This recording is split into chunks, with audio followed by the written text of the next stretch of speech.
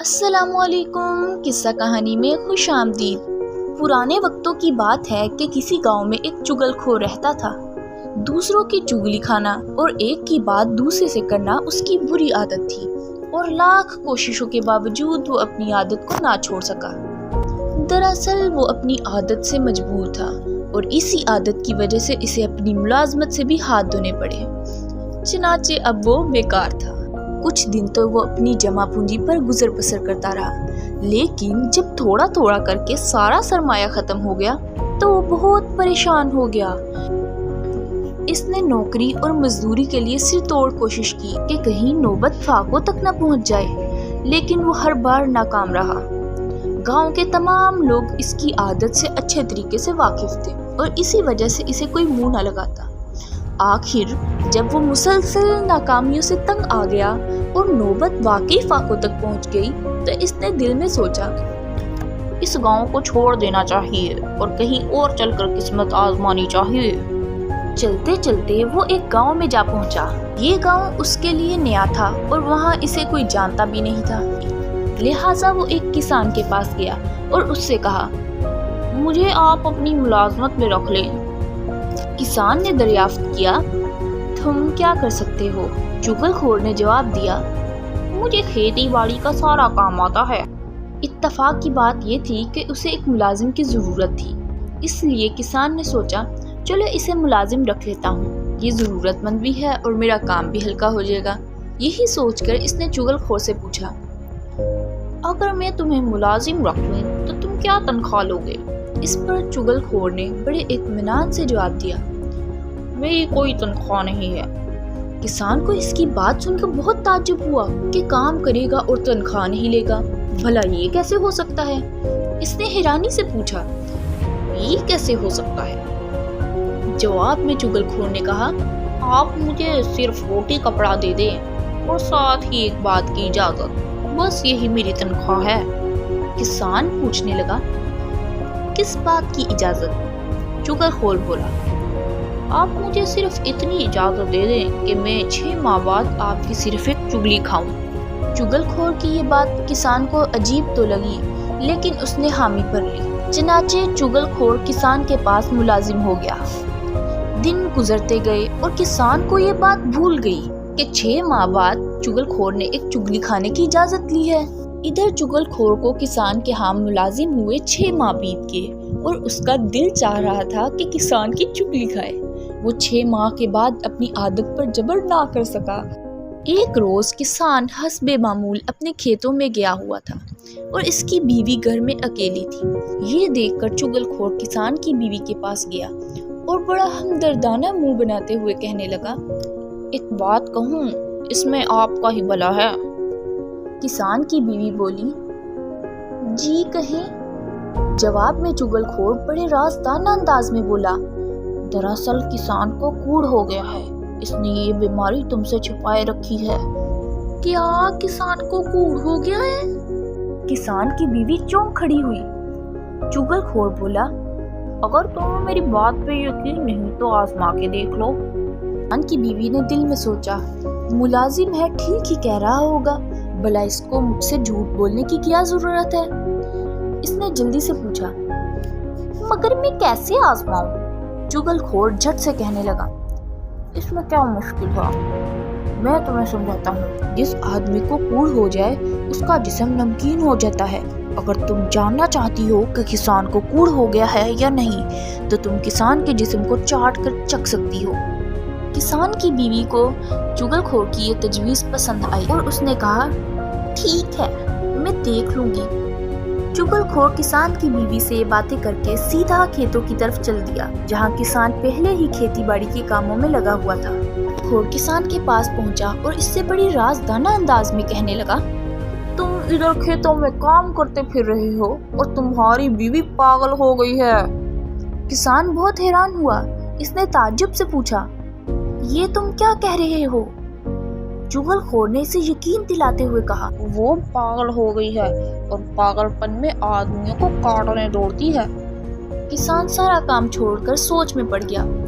اس نے دل میں سوچا نوکر ٹھیک ہی کہہ رہا ہوگا، بھلا اس کو جھوٹ بولنے کی کیا پڑی ہے، ہو سکتا ہے میری بیوی واقعی پاگل ہو گئی ہے۔ اتنے میں چغل خور بولا، اگر تمہیں میری بات پر یقین نہیں تو کل جب وہ کھانا لے کے آئے تو اسے دیکھ لینا۔ اس پر کسان کہنے لگا، ہاں ٹھیک ہے۔ چغل خور نے جب یہ بات جان لی کہ کسان کو اس کی باتوں پہ یقین آ گیا ہے تو وہ وہاں سے سیدھا کسان کے سالوں کے پاس پہنچ گیا۔ وہاں پہنچ کر اس نے کہا، تم یہاں مزے کر رہے ہو اور تمہارا بہنوئی تمہاری بہن کو روز مارتا ہے، وہ اسے اس طرح مارتا ہے کہ میں بیان نہیں کر سکتا۔ کسان کے سالوں نے چغل خور کی بات سنی تو وہ بہت پریشان ہو گئے، لیکن انہوں نے کہا، ہم تمہاری بات پہ کیسے یقین کر لیں؟ اس پر چغل خور کہنے لگا، اگر تمہیں میری بات پہ یقین نہیں تو کل آ کے دیکھ لینا کہ کسان اسے کس طرح مارتا ہے۔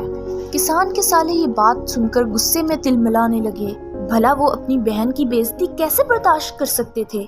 انہوں نے چغل خور سے کہا، اچھا ٹھیک ہے، ہم کل کھیتوں میں چھپ کے دیکھیں گے۔ چغل خور وہاں سے رخصت ہو کر سیدھا کسان کے بھائیوں کے پاس پہنچ گیا۔ بڑے افسوس کی بات ہے، تم سب ایک ماں کے بیٹے ہو کے اپنے بھائی کی مدد نہیں کرتے۔ کسان کے بھائیوں نے اس سے تعجب سے پوچھا، کیا ہوا؟ یہ تم کیا کہہ رہے ہو؟ ہم کس کی مدد کریں؟ اس پہ چغل خور نے رونا سا منہ بنا کر جواب دیا، تمہارا بھائی سخت مصیبت میں گرفتار ہے، اس کے سالے ہر چوتھے دن آ کے اسے مارتے ہیں، اسے بے عزت کرتے ہیں اور تمہیں کوئی خبر ہی نہیں۔ کسان کے بھائی یہ سن کر بہت پریشان ہو گئے اور کہنے لگے، مگر ہمارے بھائی نے تو کچھ نہیں بتایا۔ چغل خور بولا، وہ تمہیں کیا بتائے، بیچارہ اپنی شرافت کی وجہ سے خاموش ہو جاتا ہے، بے عزتی برداشت کر لیتا ہے۔ جواب میں بھائی کہنے لگے، ہم تمہاری بات پہ کیسے یقین کر لیں؟ یہ سن کر چغل خور نے کہا، اگر تمہیں میری بات کو یقین نہیں آ رہا تو پہر کو آ کر دیکھ لینا کہ کسان کے سالے اسے کس طرح مارتے ہیں۔ کسان کے بھائی غصے سے تل ملانے لگے، انہوں نے کہا، اچھا ہم دیکھ لیں گے وہ ہمارے بھائی کو کس طرح ہاتھ لگاتے ہیں، ہم مرے نہیں ہیں ابھی۔ اور اس طرح چغل خور سب لوگوں سے باتیں کر کے واپس آ گیا اور کام کاج میں اس طرح مصروف ہو گیا جس طرح اسے کانوں کان خبر ہی نہیں۔ دوسرے روز دوپہر کو جب کسان کی بیوی کھانا لے کر کھیتوں میں آئی تو کسان اس کی طرف دیکھنے لگا۔ وہ بڑی احتیاط سے اس کی ہر حرکت کا جائزہ لے رہا تھا، کیونکہ اس کے دل میں خیال تھا کہ کہیں اس کی بیوی پاگل تو نہیں ہوگی۔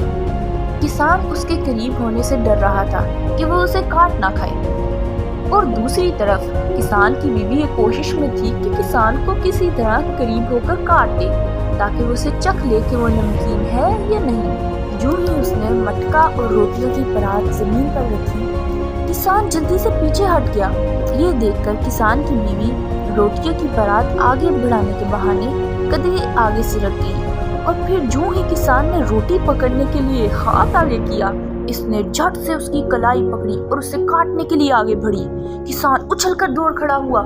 اب تو اسے پکا یقین ہو گیا تھا کہ واقعی اس کی بیوی پاگل ہو گئی ہے اور اسے کاٹ کھانے کو دوڑتی ہے۔ کسان کو نوکر کی کہی ہوئی بات سچ معلوم ہوئی، اور ادھر اس کی بیوی نے جب دیکھا کہ کسان اسے جسم کاٹنے نہیں دے رہا تو اس کو اس بات کا یقین ہو گیا کہ کسان کو واقعی کوڑ ہو گیا ہے، نوکر ٹھیک کہہ رہا تھا۔ اس نے ایک بار پھر کسان کی کلائی پکڑنے کی کوشش کی۔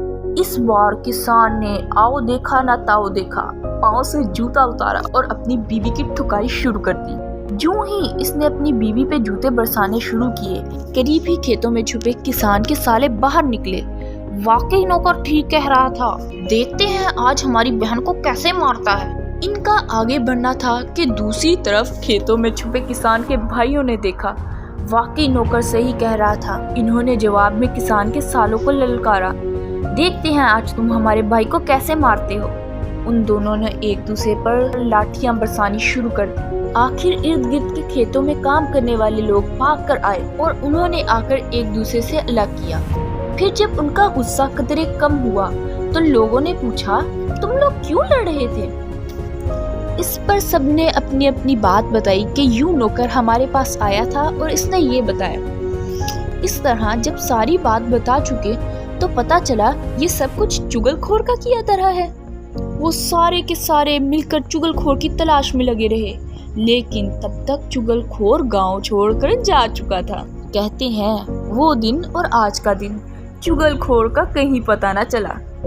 یہی وجہ ہے کہ آج بھی کوئی چگل خور یہ نہیں مانتا کہ وہ چگل خور ہے۔